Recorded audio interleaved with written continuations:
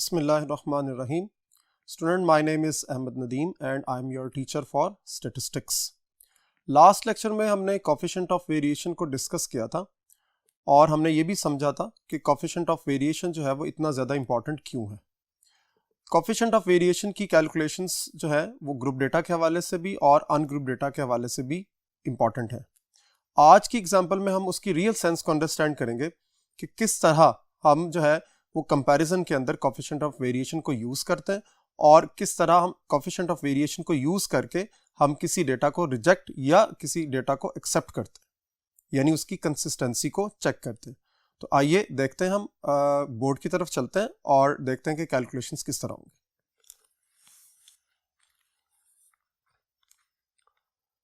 Ji students, coefficient of variation formula जो है वो यहाँ पर लिखा हुआ है, S/x bar multiply by 100%। Already आपने पिछले लेक्चर में इसको अंडरस्टैंड किया था। अब एग्जाम्पल क्या है इसको आपने समझना है बहुत अच्छे तरीके से।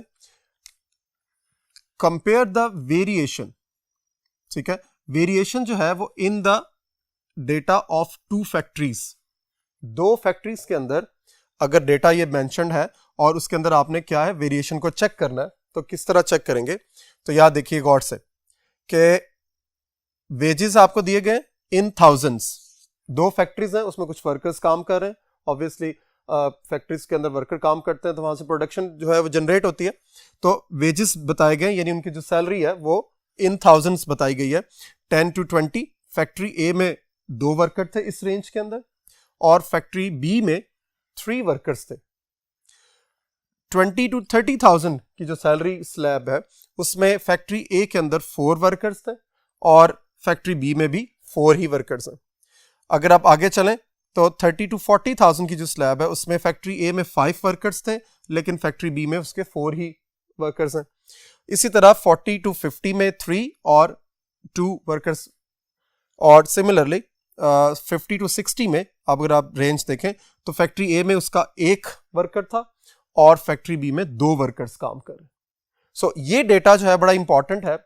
अगर आपने इसको समझना है ध्यान से तो देखें कि 2 फैक्ट्रीज हैं उसमें नंबर ऑफ वर्कर्स हैं, उसमें हमें कुछ वेजेस के हवाले से इंफॉर्मेशन दी गई है। अब दोनों फैक्ट्रीज का कंपैरिजन होना है कि किसका डेटा जो है वो ज्यादा बेटर है, किसका डेटा जो है वो ज्यादा कंसिस्टेंट है कि हम इसको फर्दर एनालिसिस के लिए इस्तेमाल कर सकते हैं। ठीक है, अब इसमें ये जो लफ्ज है ना वेरिएशन, इसको आपने बड़े अच्छे तरीके से अंडरस्टैंड करना है। ठीक है, वेरिएशन में हम जब इसको देखते हैं गौर से, आप इसको डिस्पर्शन भी लिख सकते हैं और स्लैश में वेरिएशन भी कह सकते हैं। ठीक है, यानी डिस्पर्शन लिखते हैं या वेरिएशन लिखते हैं, ये एक ही बात है। तो जब भी इस तरह की कंपैरिजन के अंदर आपको पूछा जाए डिस्पर्शन को, तो आपने यहां देखें, गौर करें, इस पूरे क्वेश्चन में कहीं पे भी मेंशन नहीं है कि आपने कोफिशिएंट ऑफ वेरिएशन कैलकुलेट करना है।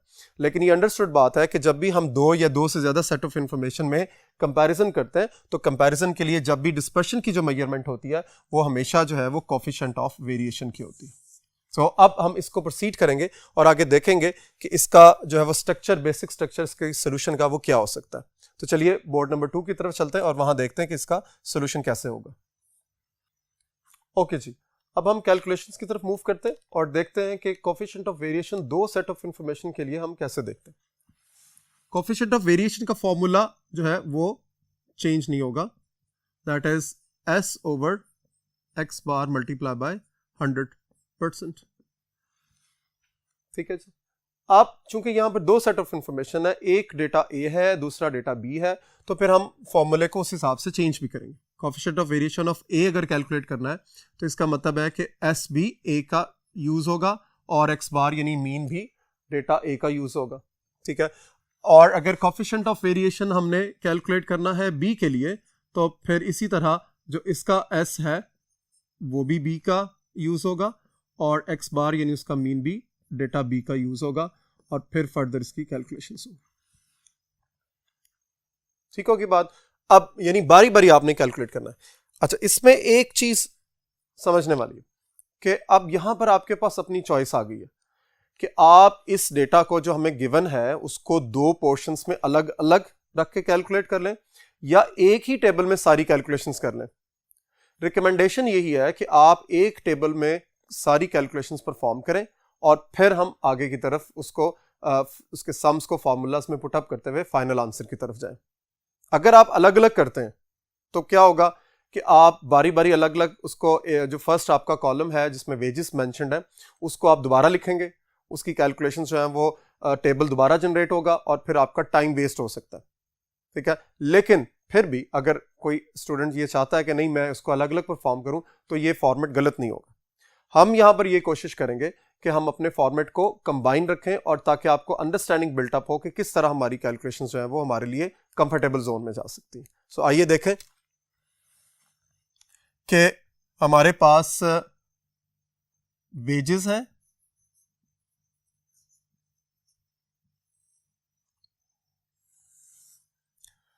वो हैं जी 10 to 20, 20 to 30, 30 to 40, 40 to 50 और 50 to 60।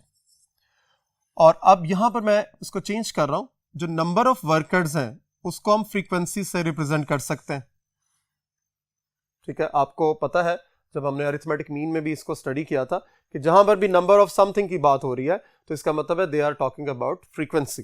सो अगर number of workers in factory A की बात हो रही है तो फ्रीक्वेंसी ऑफ ए हम यहां पर जो मेंशन कर रहे हैं दैट इज 2, 4, 5, 3 और 1।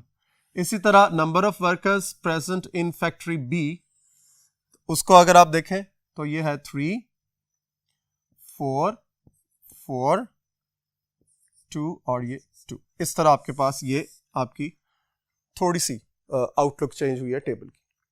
अब हमने कैलकुलेशंस क्या करनी है, दिस इज इंपॉर्टेंट। अब अकॉर्डिंग टू द फॉर्मूला अगर आप देखें तो क्या हो रहा है कि आपको कैलकुलेट करना है x बार a और x बार b, ठीक है। x बार का वही फॉर्मूला जो ग्रुप डेटा के हवाले से अगर आप देखें तो वो है sigma fx over sigma f। लेकिन चूंकि हम इसको कैलकुलेट कर रहे हैं फैक्ट्री ए के लिए तो फिर यहां पर जो फ्रीक्वेंसी है वो भी ए की ही यूज होगी और नीचे डिनोमिनेटर में भी आप इसका सबस्क्रिप्ट चेंज कर देंगे, ठीक है। आगे चलें तो यहां पर भी फॉर्मूला हम वही लिखेंगे sigma fx over sigma f, लेकिन चूंकि ये b के लिए कैलकुलेट हो रहा है तो फिर इसलिए यहां इसका सबस्क्रिप्ट जो है वो b हो जाएगा। यानी आपने फ्रीक्वेंसी को यूज करना है। अब x क्यों नहीं चेंज हुआ, वेरी इंपॉर्टेंट। आप गौर करें कि वेजेस जो है वो दोनों के लिए कॉमन है, जो फर्स्ट कॉलम ग्रुप्स का आ रहा है वो दोनों के लिए कॉमन है, इसलिए यहां से जो x कैलकुलेट होगा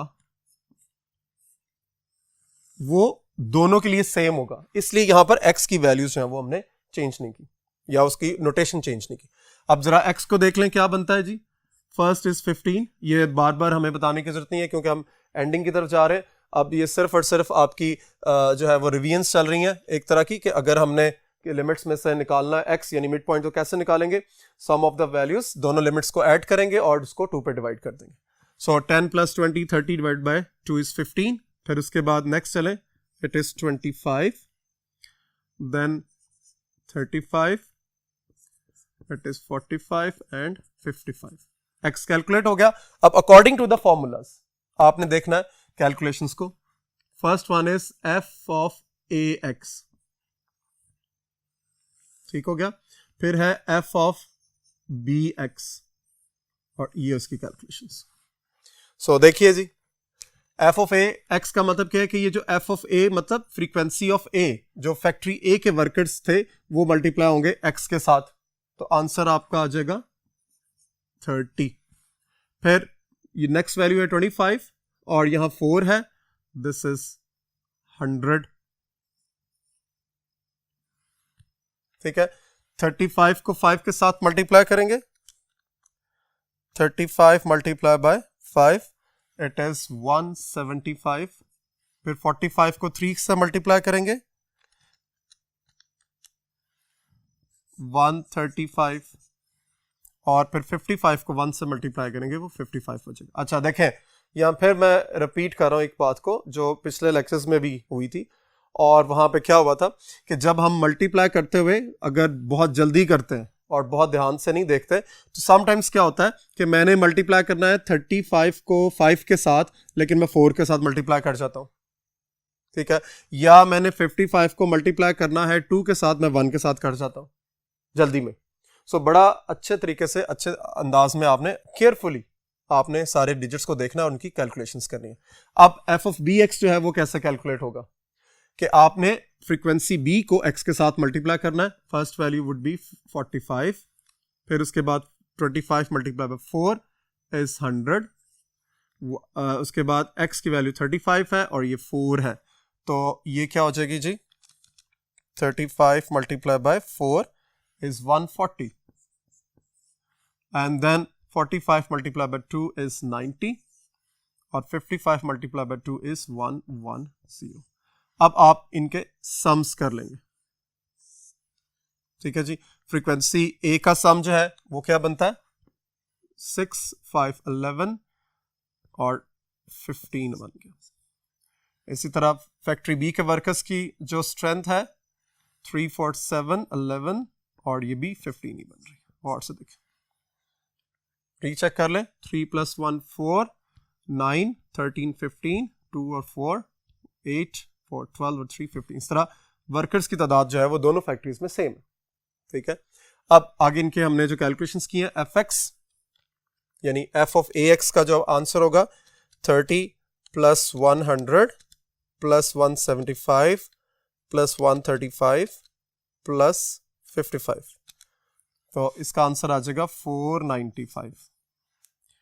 और फैक्ट्री बी के जो हमने आंसर्स निकाले, F of B X that is 45 + 100 + 140 + 90 + 110, तो इसका आंसर जो है वो थोड़ा सा चेक करना पड़ेगा। 45, 100, 140 + 90 + 110, so it is 485, ठीक है। अब इनके आंसर्स को हम यहाँ पुट अप करते हैं तो देखते हैं मीन क्या निकल रहा है। 495 डिवाइडेड बाय 15, तो 495 डिवाइडेड बाय 15 इट इज 33, और जब हम फैक्ट्री बी का मीन निकालते हैं तो इट इज 485 डिवाइडेड बाय 15, तो इसका आंसर आ जाएगा आपके पास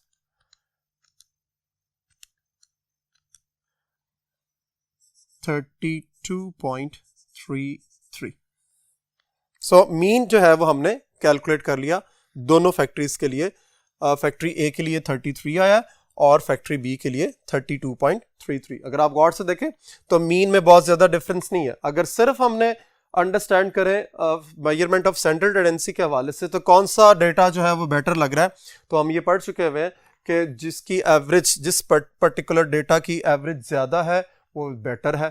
तो यहाँ पर देखें फैक्ट्री ए जो है वो हमें लग रहा है कंपैरेटिवली, अभी फाइनल स्टेटमेंट नहीं हम दे सकते, हमें ये लग रहा है क्योंकि इसकी एवरेज 33 है as compared with 32.33, so better लग रहा है कि फैक्ट्री ए के वर्कर्स का जो ओवरऑल लुक है या ओवरऑल इंफॉर्मेशन है वो कंपैरेटिवली रिलायबल है, यानी 33 हम उसको चूज कर। लेकिन चूंकि हम कोफिशिएंट ऑफ वेरिएशन को कंसिडर करते हैं कि इज द बेस्ट मेजर कि हम जब वेरिएबिलिटी को देखते हैं और उसकी कंसिस्टेंसी को चेक करना चाह रहे हैं, तो फिर हम आगे अपना क्वेश्चन कंप्लीट करेंगे, कोफिशिएंट ऑफ वेरिएशन तक जाएंगे और फिर देखेंगे कि कौन सा डेटा जो है वो ज़्यादा रिलायबल है या कौन सा डेटा जो है वो कंसिस्टेंट है in these two set of information.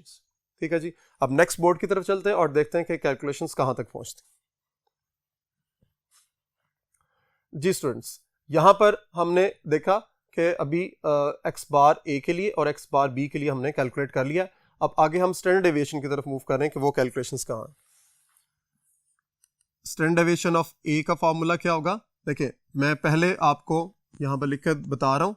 Simple जो हम फॉर्मूला इससे पहले पुटअप करते रहे, F X square over sigma F minus sigma F X over sigma F whole square. ठीक हो गया जी। अब इसके मुताबिक आपको क्या क्या चाहिए, जरा गौर से देखें इस टेबल को।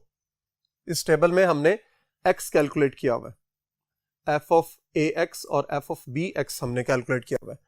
ठीक है, आपको चूंकि मेरे पास यहाँ बोर्ड जो है वो वाइंड अप हो रहा है, तो आपने इसी टेबल को कंटिन्यूस करना है आगे, क्योंकि मैं जो कॉलम्स यहाँ जनरेट करूंगा वो इसी की कंटिन्यूशन होगी। ठीक है जी। अब आप सोच रहे होंगे कि जी इतना लंबा टेबल जो है वो कैसे हमारे पेज पे भी पूरा नहीं आ सकता, जैसे आपके बोर्ड पे नहीं आया। तो बेटा आप यूं कर सकते हैं कि आप उसको लैंडस्केप में रख सकते हैं, यानी जो आपकी कॉपी है वो आमतौर पर जब आप वर्किंग करते हैं, आपकी जो आंसर शीट होती है पेपर्स के अंदर भी, या आप रेगुलर जो रजिस्टर्स यूज करते हैं वो पोर्ट्रेट फॉर्म होती है उसकी, आप उसको लैंडस्केप में रख लें।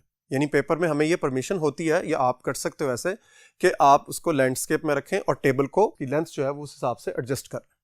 ठीक है जी। सो उस हिसाब से आप इसको एडजस्ट कीजिएगा और टेबल जो है वो आगे वाइंड अप कर दें। मैं यहाँ पर दो जो है वो स्पेस लाइंस छोड़ रहा हूँ ताकि मैं फर्दर इसकी कैलकुलेशंस कर सकूँ। मैं सबसे पहले एक्स स्क्वायर का कॉलम कैलकुलेट करूंगा जो मुझे चाहिए, और चूंकि यहाँ पर स्टैंडर्ड डेविएशन ए का कैलकुलेट करना है हमने, तो फिर इसलिए यहाँ पे फ्रीक्वेंसी भी ए की ही यूज होगी और यहाँ डिनोमिनेटर में भी इसी तरह फ्रीक्वेंसी ए है और यहाँ पर भी फ्रीक्वेंसी ए। क्लियर होगी बात। सो एक्स स्क्वायर, देखिए एक्स स्क्वायर हम यहां से जो है वो देखेंगे, तो सबसे पहले है 15 स्क्वायर, तो उसका आंसर हमारे पास क्या है 225। नेक्स्ट है जी 25 का square, it is 625। Then 35 square is 1225. Then 45 square, it is 2025. Finally 55 square 3025। ये हमने एक्स स्क्वायर फाइंड कर लिया। अब हमने इस एक्स स्क्वायर की वैल्यू को कैलकुलेट करना है फ्रीक्वेंसी ए के साथ मल्टीप्लाई करते हुए, यानी ये जो आपके पास 225 है इसको आपने फ्रीक्वेंसी ए के साथ मल्टीप्लाई करना है। अगर आप देखें तो फ्रीक्वेंसी ए जो है वो क्या है, फर्स्ट 2, सो इसलिए इस 2 के साथ आपने इसको मल्टीप्लाई करते हुए इस कॉलम में लिखना है। So it would be 225 multiply by 2, so it is 450। ठीक है जी। नेक्स्ट जो हमारे पास जो फ्रीक्वेंसी ए है वो है 4, यानी 625 जो है वो मल्टीप्लाई होगा 4 के साथ, इट इज 2500। देन 1225 जो है वो नेक्स्ट फ्रीक्वेंसी 5 के साथ मल्टीप्लाई होगा, 1225 मल्टीप्लाई बाय 5 इज 6125। फिर 2025 किससे मल्टीप्लाई होगा, देखिए 2025 जो है वो 3 से मल्टीप्लाई होगा, तो आंसर आ जाएगा 6075। और उसके बाद 3025 जो है वो मल्टीप्लाई किससे होगा, फाइनल आपके पास जो लास्ट वैल्यू है फ्रीक्वेंसी ए की वो 1 है, सो इसका मतलब है ये आंसर सेम आ जाएगा। अब आप देखिए कि आपको सम्स चाहिए क्या क्या। F X square for a, इसका आप कॉलम का सम कर लें, 450 प्लस 2500, देन 6125, देन 6075 प्लस 3025।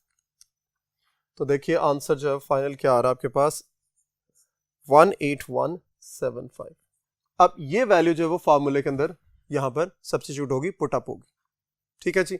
देखिए 18175 divided by sum of the frequency क्या है जी, हमने कैलकुलेट किया है उससे पहले 15, माइनस एफ एक्स ऑलरेडी हमने सम निकाला हुआ है, दैट इज 495, और इसको हम डिवाइड कर देंगे 15 के साथ और फिर इसका स्क्वायर करेंगे और इसका स्क्वायर रूट।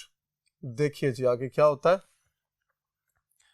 हम क्या करेंगे 18175 को डिवाइड करेंगे 15 के साथ, तो हमारे पास जो आंसर आ रहा है दैट इज 1211.67 और ऑलरेडी ये हमने कैलकुलेशंस की हुई हैं, ये था 33, इसका स्क्वायर है, इसको प्रोसीड करें।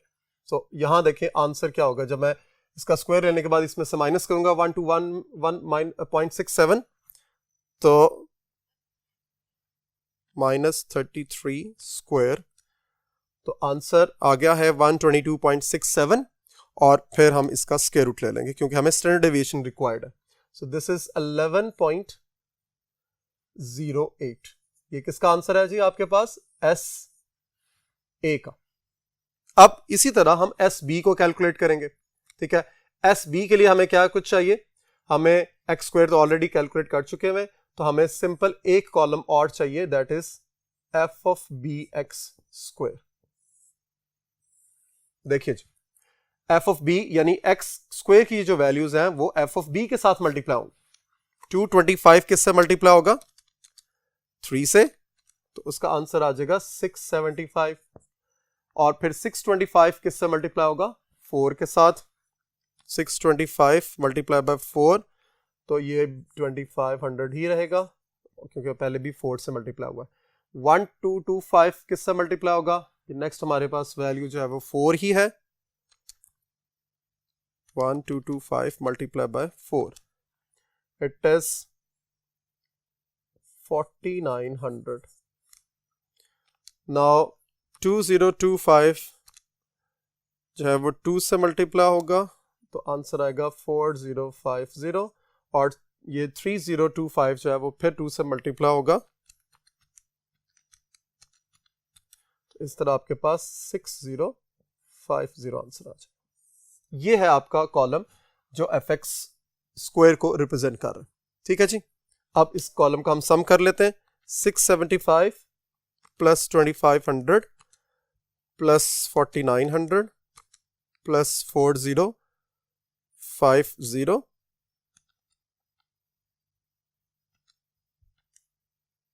4050 प्लस 6050। तो देखिए आपका आंसर जो आ रहा है वो अगेन 18175। देखिए यहां पर एक और आपके लिए लर्निंग है। वो लर्निंग क्या है कि अगर दोनों कॉलम्स का सम सेम आ रहा है, ठीक है, तो फिर आपको एक दफा इसको लाजमी वेरीफाई करना है क्या हमारा जो है वो कैलकुलेशंस ठीक है। तो मैं आपके साथ इसको दोबारा वेरीफाई करता हूं। 675 प्लस 2500 प्लस 4900 प्लस 4050 प्लस 6050, तो इट इज सेम। तो नाउ ये वेरीफाइड है। अब हमने क्या करना है, एस बी के लिए कैलकुलेशंस करनी है। एस ए की हमने कैलकुलेशंस की हुई है। एस बी के लिए हम जो है वो नेक्स्ट बोर्ड की तरफ चलते हैं और वहां देखते हैं कि एस बी यानी standard deviation for data B जो है वो क्या कैलकुलेट होता है। तो आइए बोर्ड नंबर 4 की तरफ चलते हैं। जी स्टूडेंट्स, एस ऑफ बी जो है उसका फॉर्मूला क्या होगा? Sigma F B X square over sigma F minus sigma F B X over sigma F of B. तो यहां पर भी एफ ऑफ बी है, इसका आप स्क्वायर जो है वो यहां कैलकुलेट करेंगे। अब सिंपल आपने वैल्यूज को पुटअप करना है। क्या जी 18175 डिवाइडेड बाय जो एफ ऑफ बी है वो 15 ही है, माइनस इसी तरह आपके पास 485 डिवाइडेड बाय 15 है, यहां पर इसका स्क्वायर है। तो जरा देखिए फाइनल क्या आता आंसर।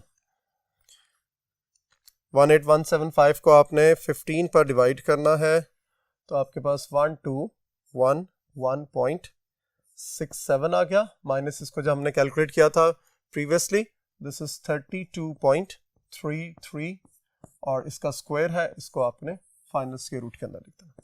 जब हम इसकी कैलकुलेशंस को देखते हैं आगे, 32.33 के स्क्वायर को माइनस कर देना इसमें से 1211.67 में से, तो आपका आंसर आएगा 166.44। इसका स्क्वायर रूट होगा और स्क्वायर रूट लेने के बाद हम एस ऑफ बी की तरफ चले जाएंगे, दैट इज 12.90। तो गौर करें, यह है 11.08 और यह है 12.90। ठीक है जी।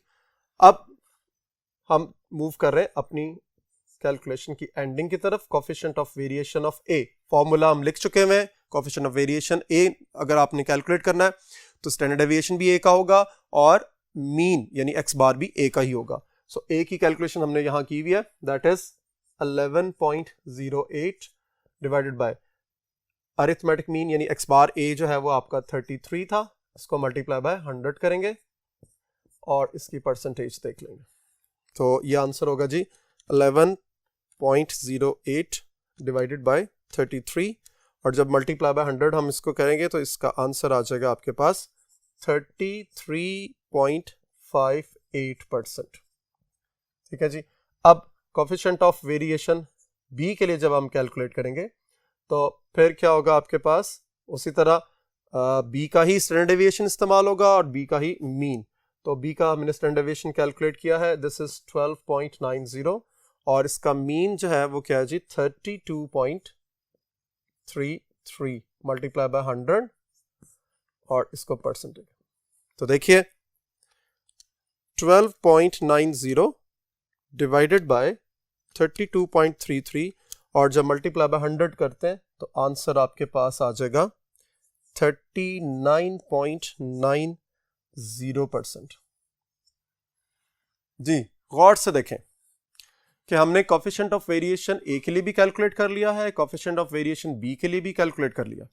अब हमें कैसे पता चलेगा कि कौन सा डेटा जो है वो बेटर है या कौन सा डेटा रिलायबल है या इसकी वेरिएशन में क्या हम इसका आंसर जो है इंटरप्रेट कर सकते हैं। तो देखें गौर से, दिस इज 33.58, दिस इज 39.90। तो किसका कोफिशिएंट ऑफ वेरिएशन ज्यादा है? सो आप देखिए 39.90 इज ग्रेटर देन 33.58, या हम ऐसे भी तो लिख सकते हैं 33.58 इज लेस देन 39.90। तो हमने कल के लेक्चर में ये डिस्कस किया था कि जिस पर्टिकुलर सेट ऑफ इंफॉर्मेशन का कोफिशिएंट ऑफ वेरिएशन कम होगा वो ज्यादा रिलायबल होगा, यानी वो ज्यादा कंसिस्टेंट होगा। तो यहां हम क्या स्टेटमेंट लिख सकते हैं कि data of factory A is more consistent then data of factory B. This is the most important line, क्योंकि उसने क्वेश्चन के अंदर कंसिस्टेंट है जी, कांस्टेंट नहीं है, कंसिस्टेंट यानी रिलायबल, ज्यादा reliable. So coefficient of variation में जिसका आंसर लेस है, कम है, वो ज्यादा कंसिस्टेंट है।